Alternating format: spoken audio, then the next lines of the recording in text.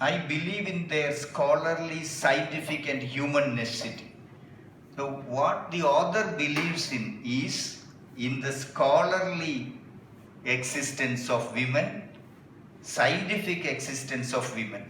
While I think that any Douglas student here stands for Douglas College, like Holy Grace Academy of Social Sciences, like that, Douglas College. While I think that any Douglas student has everything to gain by investigating and enrolling in women's studies courses, I want to suggest that there is a more essential experience that you owe yourselves.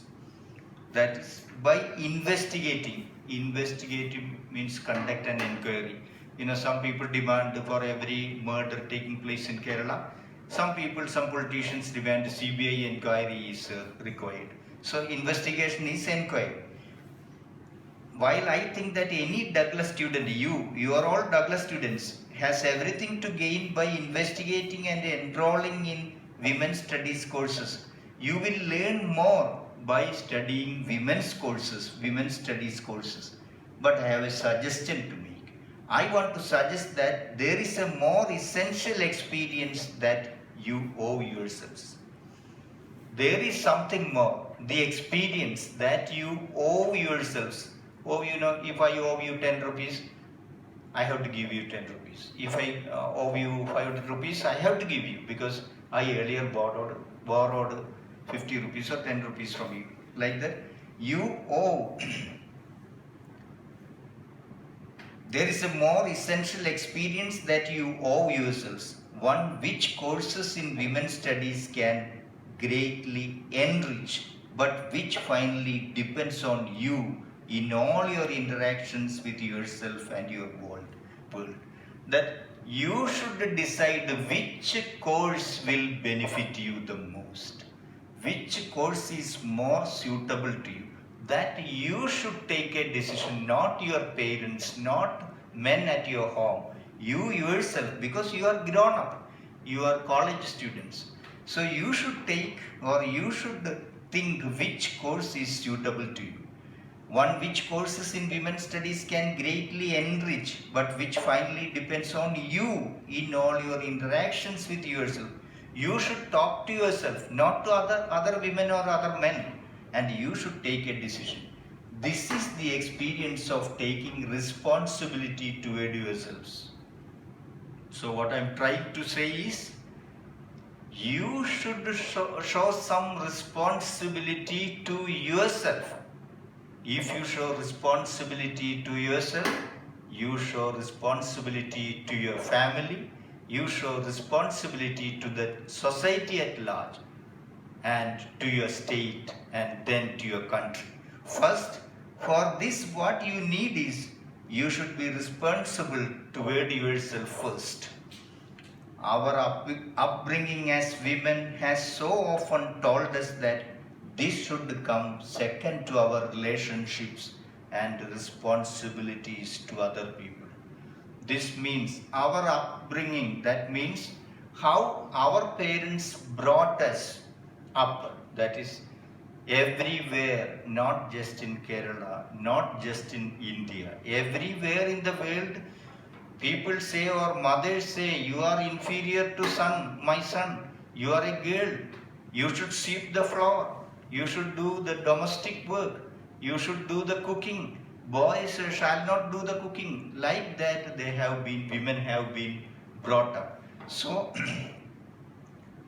our upbringing, our means women's upbringing, that is parents bringing up children, has often told us that this should come second to our relationships and responsibilities to other people. First, a girl should be responsible to her brother, to her parents, then only she should be responsible to herself. I think it's clear.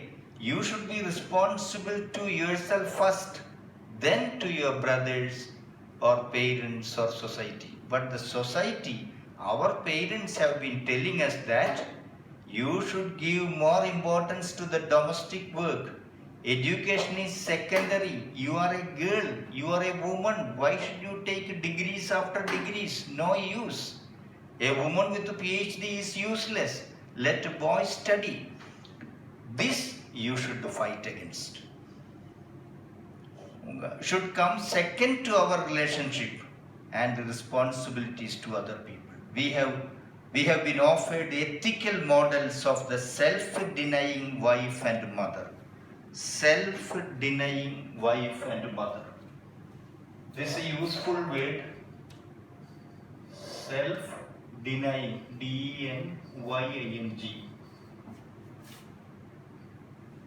Self-denying means, now suppose you like a particular food, a girl likes your mother likes a particular food. Food is not much. The quantity of food is not much. And your mother gives the whole thing to your brother, your father. She does not eat that particular food, although she likes very much. That is self-denial. So I don't want you eat like that, because women have been brought up like that. So that is self-denial. Ethics, moral. Ethical means moral. What is good and right. M-O-R-A-L, ethical.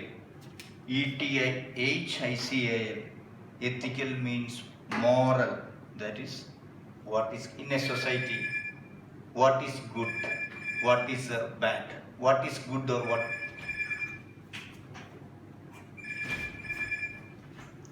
What is good or what is bad? The difference between what is good and what is bad. That is ethical. We have been offered, V stands for women. Women have been offered moral models of the self-denying wife and mother. So who forgoes food, a food that she likes very much? Only mother and sister. Father and brother, father and sons get the best food. Sometimes the other is not referring to rich families. In a poor family, food is not enough. Food is not sufficient. They don't get a sumptuous meal every day. So whatever good food is prepared, first given to father, then to sons, because women are low in standard. So we have been offered ethical models of the self-denying wife. So you are taught, you girls are taught that women are less important. Intellectual models of the brilliant but slapdash dilettante. Slapdash here meaning careless. C-A-R-E-L-E-S-S. Slapdash, careless. We have been offered models of the brilliant but slapdash dilettante. Dilettante, the meaning is given in your text. Dilettante is given an amateur who often pretends to be very knowledgeable. Dilettante, suppose I do not know how to play violin. I pretend that I am an expert in violin. That is dilettante, a person who pretends to know a lot. An amateur who does not know much, but who pretends, who acts as if he knows everything. So, intellectual models of the brilliant but slapdash dilettante. Slapdash means careless. Dilettante is an amateur, inexperienced person, but who pretends that he knows everything. Who never commits herself to anything the whole way, or the intelligent woman who denies her intelligence in order to seem more feminine. Suppose you take the case of a husband and wife. The wife, for example, is very intelligent or far more intelligent than the husband, but she pretends that she is less intelligent. Then only she thinks she will become feminine, womanly. She subdues.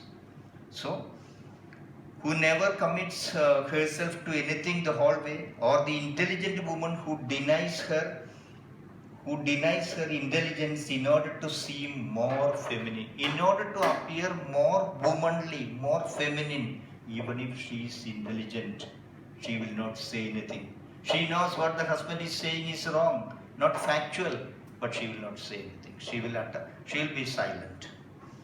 and who sits in passive silence even when she disagrees inwardly with everything that is being said around her. Sometimes something is discussed in her presence. She knows it is wrong, factually wrong, but she will say nothing. She will say nothing. She will sit in a passive mood as if she doesn't know anything. But the fact is, she knows much more than what her husband knows.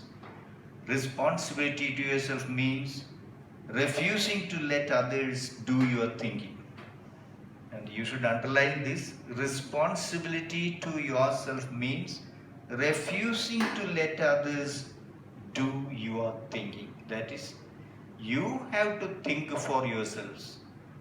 You don't allow others to interfere in your personal matters, personal life, which course of study you should select, whether you should go for arts, whether you should go for science, whether you should go for engineering or some other course. You should take a decision. Don't allow others to interfere in your personal life. So that is part of responsibility to yourself. So you may underline this. It means learning to respect and use your own brains and instincts. You should start now. You should start. Already you are graduates. You should start thinking for yourselves. You should use your brains and instincts you have studied. Your brains you should use, not the brains of your husbands. Hence, grappling with hard work. Grappling with hard work. The word grapple means struggle without weapons. You are struggling. You are struggling to lead a life or better. To lead a better life, you are struggling without weapons. You are grappling with hard work, because you don't respect yourselves. You are not responsible to yourself. Well, the result is you are always grappling with the hard work. You are always considered inferior to men. It means that you do not treat your body as a commodity with which to purchase superficial intimacy or economic security. Don't allow others to treat your body as a commodity, that's as a vastu or vilpana charak. Don't let others treat your body, girls, your body as a commodity. Do not treat your body as a commodity with which to purchase superficial intimacy or economic security. Even if it is for economic security, economic freedom, don't allow others to treat your body as a commodity. For our bodies to be treated as objects, our minds are in mortal danger. For our bodies to be treated as objects, if you allow others to treat your body as just an object, your minds are in mortal danger. Your body, your mind, your intellect, that is in danger. It means insisting that those to whom you give your friendship and love are able to respect your mind. Whoever you love, you respect, they should respect your mind, your way of thinking. It means insisting that those to whom you give your friendship, if you select a friend, a boyfriend or a girlfriend, that friend, because you are giving him or her love, she or he should give you back respect. They should respect your mind, not your body. It means being able to say with Charlotte Bronte's Jane Eyre, I have an inward treasure born with me, which can keep me alive, if all the extraneous delights should be withheld or offered only at a price I cannot afford to give. A long sentence. She always prefers to write, I think, long sentences. It means The word it stands for responsibility to yourself. It means being able to say with Charlotte Bronte. Charlotte Bronte is a Victorian novelist. That is in your notes given. Charlotte Bronte, Victorian novelist. And next word Jane Eyre is the novel, the title of the novel, and the name of the hero in the novel, Jane Eyre. What Charlotte Bronte said, I have an inward treasure. There is a treasure inside me, a nidhi inside me, which can keep me alive. Which can keep me, that nidhi, my mental power will keep me alive if all the extraneous delight, happiness, extraneous, irrelevant, not relevant, aprasaktamaya.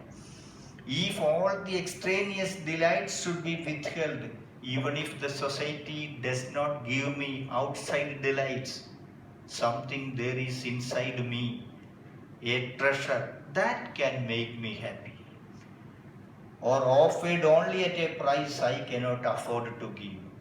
So something is offered to me at a very big price. I don't have enough money to buy. Even then, my treasure inside my mind, my power inside will keep me alive.